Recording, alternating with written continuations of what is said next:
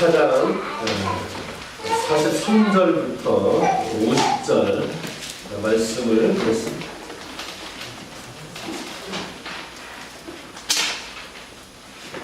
예수님은 조금 전에 겟세마네 기도를 했습니다. 그러고 나서 바로 있었던 일입니다. 예수께서 말씀하실 때 곧 12 중에 하나인 유다가 왔는데 대제사장들과 서기관들과 장로들에게서 파송된 무리가 검과 몽치를 가지고 그와 함께 하였더라.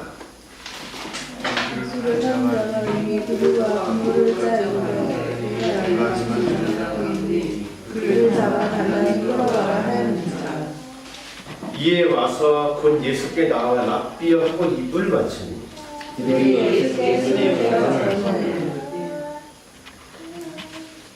그들이 예수께 손을 대어 잡거늘 곁에 서 있는 자정의 한 사람이 칼을 빼어 대제사장의 종을 쳐 그 귀를 떨어뜨리니라.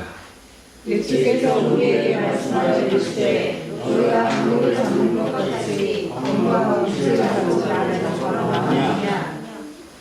내가 날마다 너희와 함께 성전에 있으면서 가르쳤을 때 너희가 나를 잡지 아니하였도다. 그러나 이는 성경을 이루려 함이니라 하시더라. 제자들이 다 예수를 버리고 도망간다. 아멘.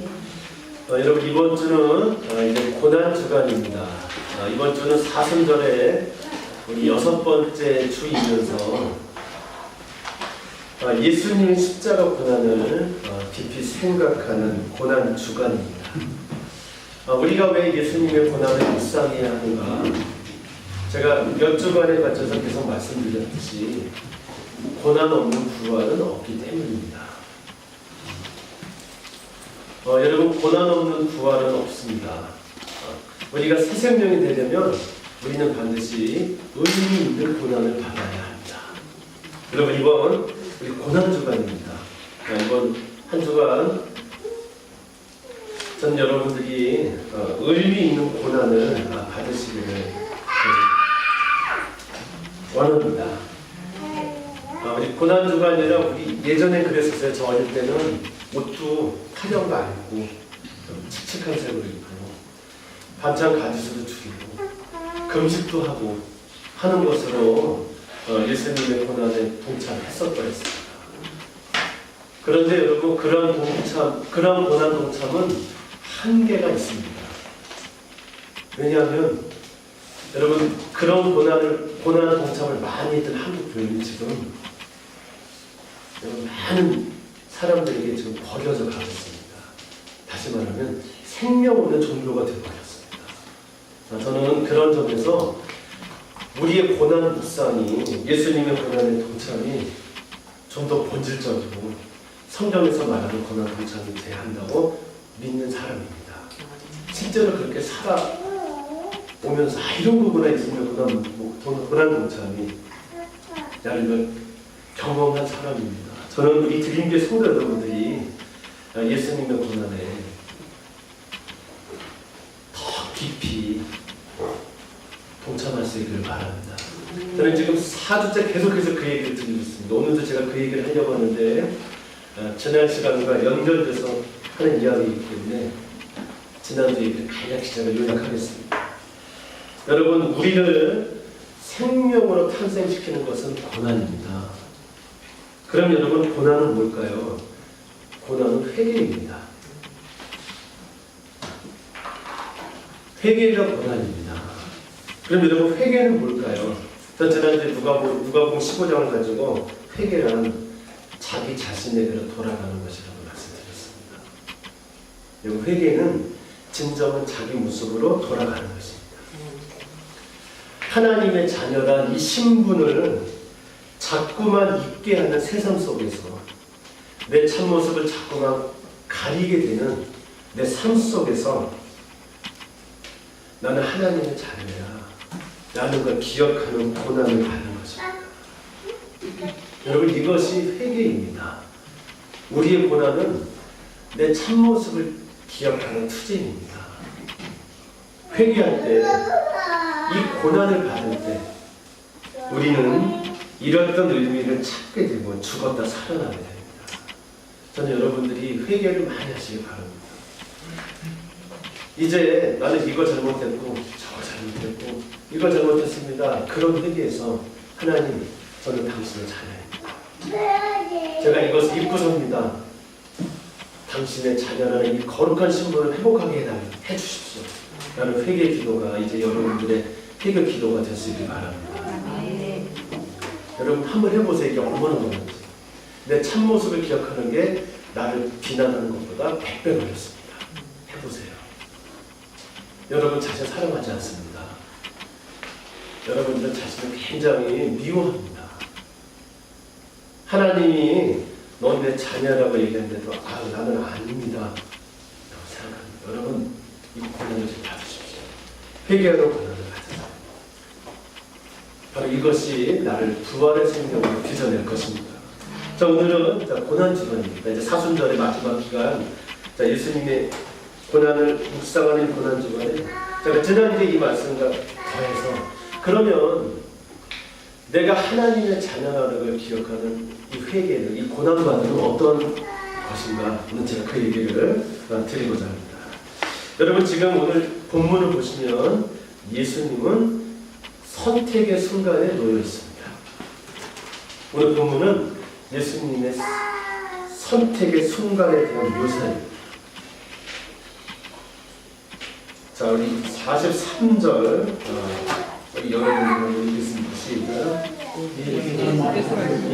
곧 12 중에 하나인 유다가 왔는데 대제사장들과 서기관들과 장로들에게서 파송된 무리가 검과 몽치를 가지고 그와 함께 하였더라. 예수님은 지금 여러분 환경이 변했습니다. 조금 전까지 무슨 환경이었냐면 수제가 슬슬 들리고 겟세마네라는 동산에서 조용히 기도를 하던 상황이었습니다.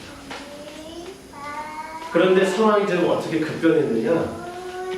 여러분 검과 몽치를 가지고 왔다는 건 여러분 경찰을 생각하시면 안 됩니다. 군부장입니다. 여러분 경찰이 사람을 잡으러 올 땐 그냥 작은 수총과 그냥 수갑 정도 갖고 오죠. 그런데 군인이 누굴 잡으러 올 때 그렇지 않습니다. 중무장을 하고 갑니다. 지금 중무장을 한 사람들이 예수님을 찾아갔습니다. 여러분 환경이 변했다는 건 거기에 합당한 반응을 해야 한다는 뜻입니다. 예수님은 지금 달라진 환경 속에서 선택을 해야 하는 상황 속에 놓여 있습니다. 이 말은 예수님의 인생 속에 지금 질문 하나가 팍 들어왔습니다. 빨리 답해야 합니다. 이 질문에. 그건 뭐냐? 무고한 나, 아무 죄도 없는 나를 잡으러 온 사람들에게 나는 어떤 반응을 할까입니다. 예수님은 지금 이 질문을 받았습니다. 하나님께. 야, 아무런 잘못도 한 적이 없는 너를 사람들이 분장을 하고 잡으러 왔어. 너는 어떤 반응을 할 거니? 자, 예수님에게, 자, 여러분 이 질문을 받은 예수님에게 이 두 가지가 있었습니다. 자, 뭐가 있느냐? 그걸 보겠습니다. 마태복음 26장으로 보겠습니다. 이 질문을 받은 예수님께 지금 두 가지가 있습니다. 마태복음 26장입니다. 47절부터 보겠습니다. 자, 똑같은 기록인데 이제 마태의 관점을 한번 보려고 합니다. 자, 47절, 48절은 똑같아요. 분장을 한 사람들이 유다가 우리 사인을 보내면 예수를 잡습니다. 똑같아요. 거의 똑같은데, 자,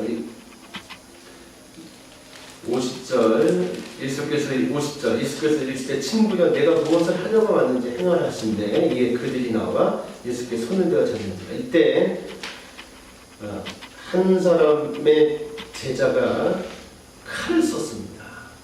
대제사장 종의 귀를 떨어뜨렸죠.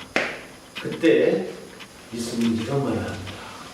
마가복음에 안 써있는데 여기 52절 53절 여러분 읽겠습니다. 시작. 예수께서 이르시되 칼을 두고 진실을 떠나라. 칼을 가지는 자는 다 칼로 망하리라.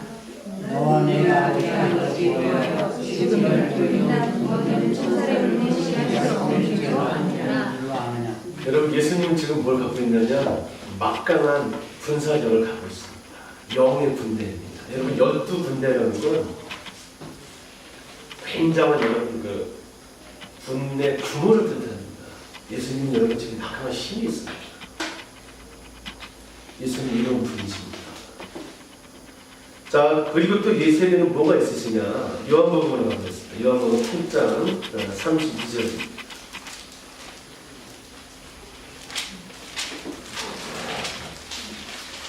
유명한 말씀이죠. 여기 백석대 앞에 헬라어로 써있더라고요. 이 말씀이 쓰였어요. 8장 32절. 자, 읽겠습니다. 시작. 진리를 알지니 진리가 너희를 자유케 하리라. 진리가 너희를 자유케 하지요. 그러면서 예수님은 자기를 이렇게 설명하십니다. 요한복음 14장 6절로 가겠습니다.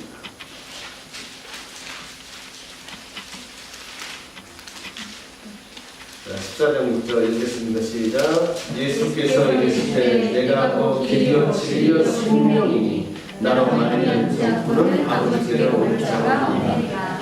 여러분, 예수님 또 뭘 갖고 있을까요? 그는 진리이십니다. 그런데 당연히 뭘 갖고 있을까요?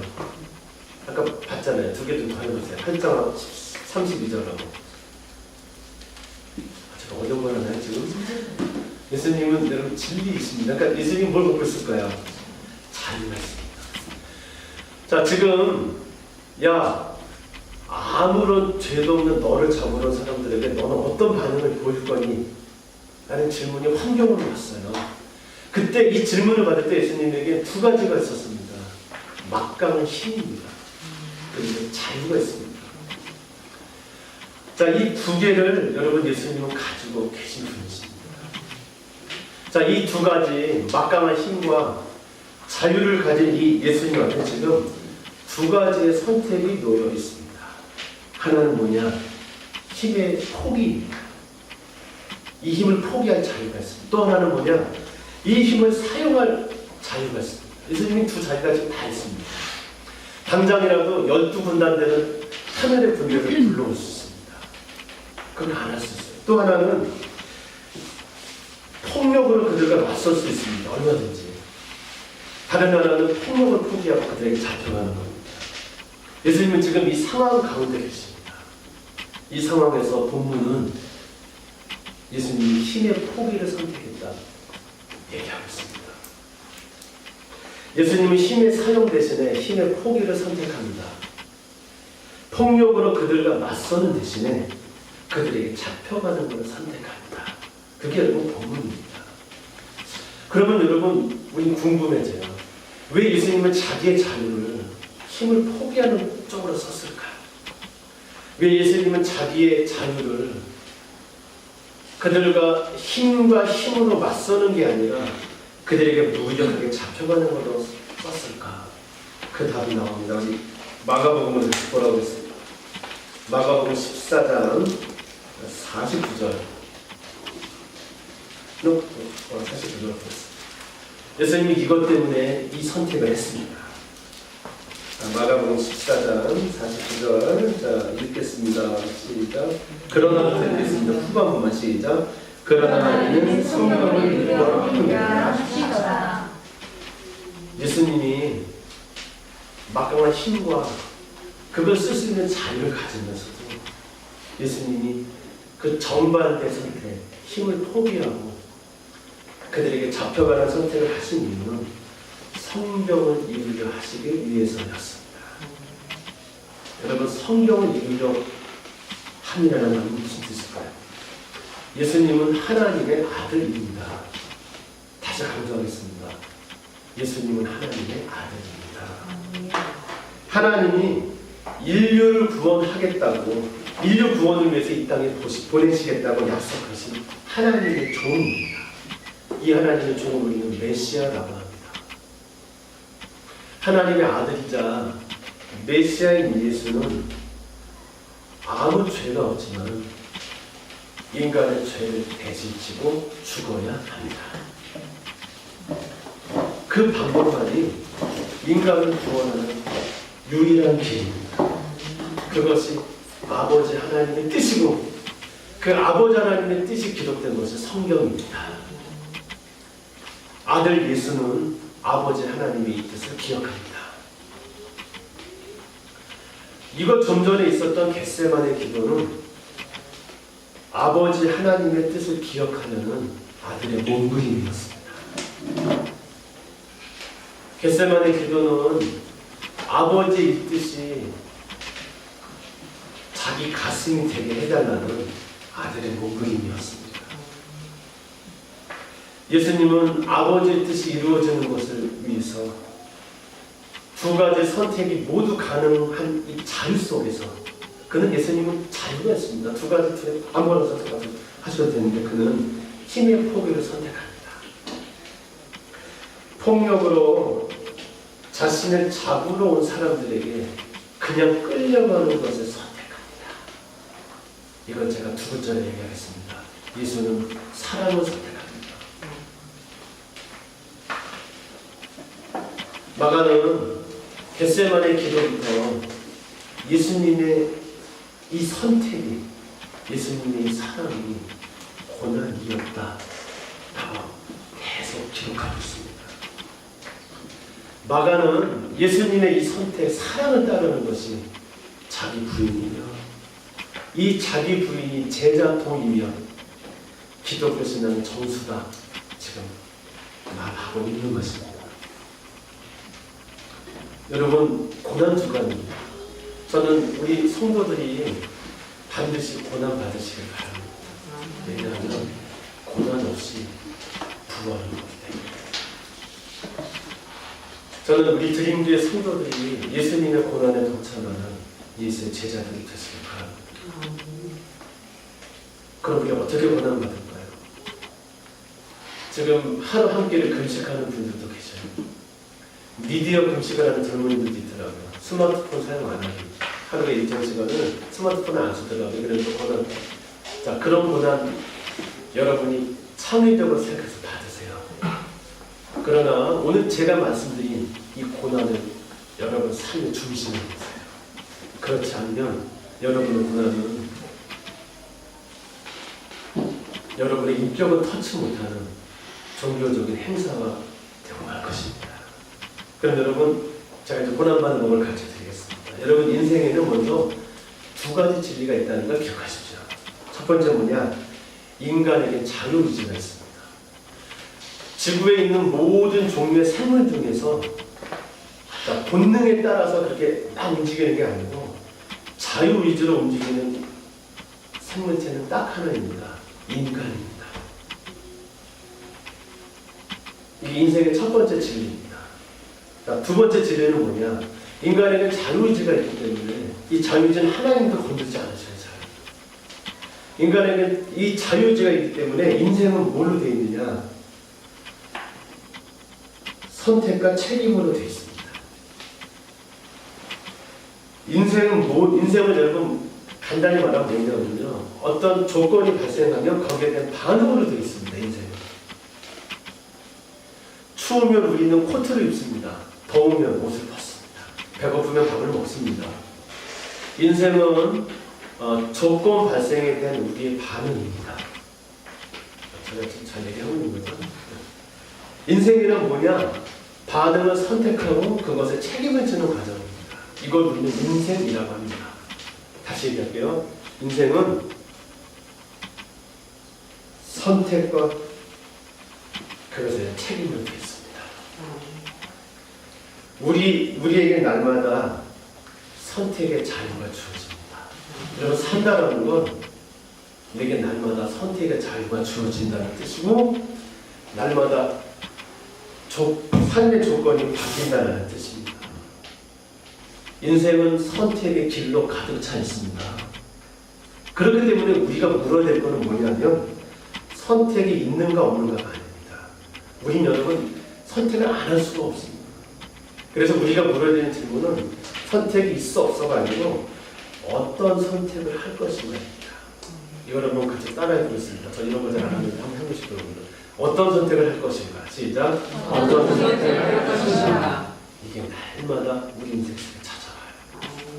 어떤 선택을 하지? 어떤 선택을 할까? 오늘 여러분 여기 예배당까지 오신 데도 무수히 많은 선택을 하셨을 겁니다. 가장 쉬운 선택은 오늘 뭐 입고 갈까? 오늘 빨간 옷 입을까? 그런 선택은 좀 쉬운데 다른 선택은 누가 나 건드리잖아요. 어떤 선택을 하지? 자, 이런 우리에게 성경 말합니다. 자유의지를 가졌고 선택과 책임을 지는 그 인생의 길을 걸어가는 우리에게 성경을 말합니다. 너 누군지 아니? 너는 하나님의 자녀다.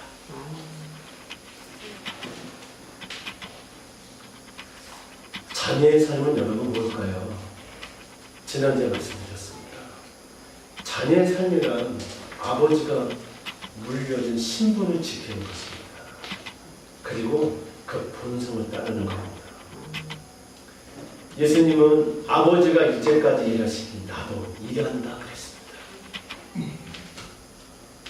그래서 예수님이 이 땅에 오셔서 한 일은 뭐냐면, 내가 공생에 뭐 어려운 얘기 하는데 예수님이 이 땅에 오셔서 한 일은 이것입니다. 아버지가 물려주신 그 신분을 지켰습니다. 그리고 아버지의 본성을 따랐습니다. 아버지의 신분은 뭔데요? 신입니다. 아버지의 본성은 뭔데요? 사랑입니다. 예수님은 다 이거다 갔습니다. 뭐 복음은 종교지었지 않습니다. 예수님은 아버지가 일하시니 나도 일해야지. 그거 하나로 예수님도 매 순간 선택의 순간에 직면했습니다. 예수님은 뭘 선택했을까요? 선택의 순간에 그는 언제나 사랑을 선택했습니다. 그것뿐입니다.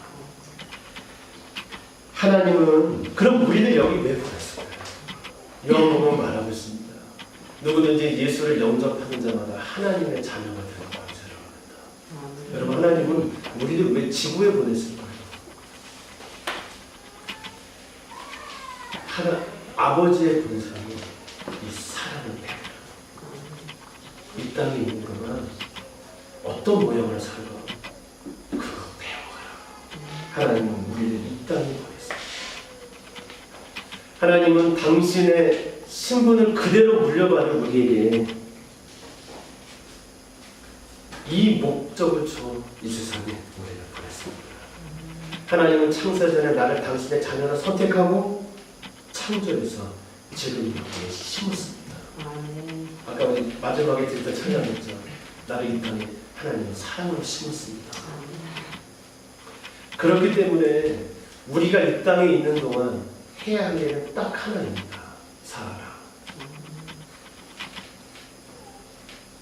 다시 한번 말씀드리겠습니다. 우리가 이 땅에 있는 동안 해야 할 일은 딱 하나입니다. 살아라. 훗날 우리는 그분 앞에 섭니다. 훗날 우리가 그분 앞에 섰을 때 듣게 된 질문은 이것입니다. 너는 내가 너를 지구에 심었을 때 심은 동안 얼마나 사랑을 하고 왔니?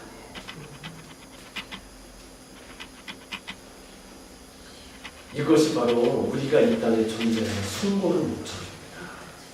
그런데 죄에 사로잡힌 우리는 인생의 이 숭고한 목적을 늘 잊고 삽니다. 이 세상은 이 숭고한 자기 존재의 목적을 잊어버린 사람들로 가득합니다. 우리 인생은 언제나 선택의 자유가 있습니다. 우리는 그런데 언제나 격려와 축복 대신 비난을 선택합니다. 우리는 용서 대신 복수를 선택합니다. 우리는 상대를 사랑하기보다 상대를 통제하려 합니다. 상대에게 저는 계속 지금 그 말씀을 몇 년째 드리는 중입니다. 여러분이 그토록 찾으시는 인정과 행복이 여러분 안에 있습니다. 그런데 우리는 내 안에 있는 사랑과 인정을 주려하니까 상대방에게 가서 내가 원하는 인정과 사랑을 내놓으라고 다그칩니다. 여러분, 부모님이 나를 사랑해 행복한 거 아닙니다. 내 안에 이미 나는 사랑을 가지고 태어났습니다. 그런데 그걸요, 부모님한테 가서 내놓으래요. 안 내놓으면 그 순간 나는 비참한 사람이 되죠. 그 상처 평생 가지고 삽니다. 여러분, 남 얘기가 아닙니다. 제 이야기입니다. 여러분도 비슷할 거라고 저는 믿습니다. 상대방에게 가서요, 내가 원하는 인정과 사랑을 내놓으라고 다그칩니다. 안 주면 답답합니다. 이유는 자녀를 인정받았습니다. 그걸 몰랐습니다. 내가 그토록 평생을 찾아 헤맨 사랑과 인정이 내 안에 이미 있다는 걸 몰라서 그렇습니다. 오늘 이 고난 주간을 시작하게 되는 여러분에게 저는 말씀합니다. 여러분 이제 고난을 좀 받으세요. 무슨 고난을 받을까요? 자기 자신에게로 돌아가는 회개하는 그 고난을 받으시기를 바랍니다. 제가 고난받는 법을 말씀드릴게요. 여러분 아마 오늘 이 예배 끝나는 순간부터 아니면 지금부터 이미 여러분은 선택의 순간에 서 있을 거예요. 지금 내가 어떤 반응을 할 것인가. 그때 우리는 사랑과 비난을 하나를 택할 수 있어요. 여러분 우리 자유입니다.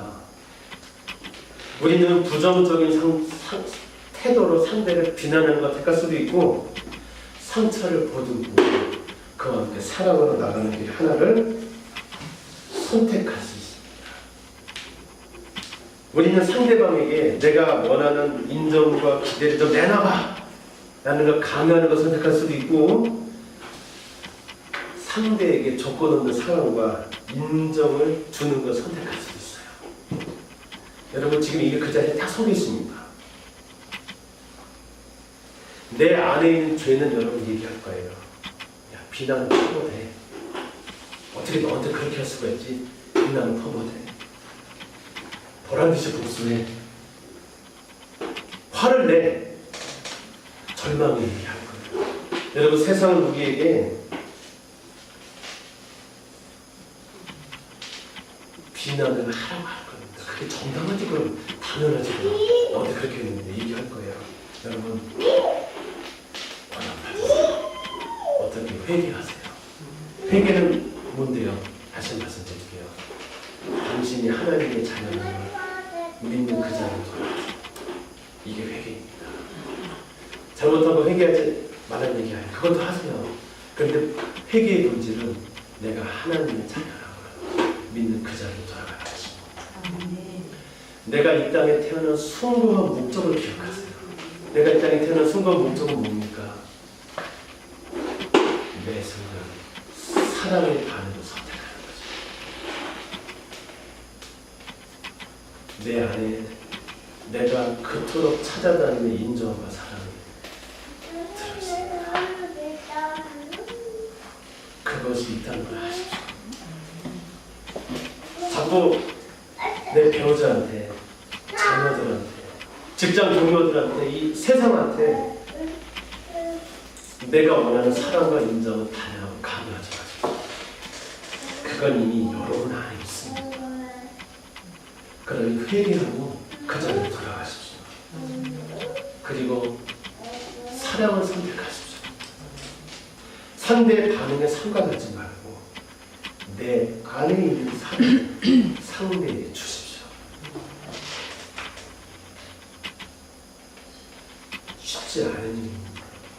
내가 하나님의 자녀인 걸 기억하고 이미 내 안에 내가 그토록 찾아 헤매는 사랑과 인정이 있다는 걸 기억하고 나는 영원히 죽지 않는 자라는 걸 기억하면서 비난보다는 축복을, 비판보다는 용서와 격려를 선택하는 것 쉽지 않은 일입니다. 이런 선택이 우리에게는 참으로 고난입니다. 그러나 저는 말씀합니다. 성경을 가지고 말씀하겠습니다. 이 고난을 받는 사람 반드시 부활의 능력을 경험하게 될 것입니다. 제가 이번 주에 아주 긴 카톡 문자 하나 받았어요.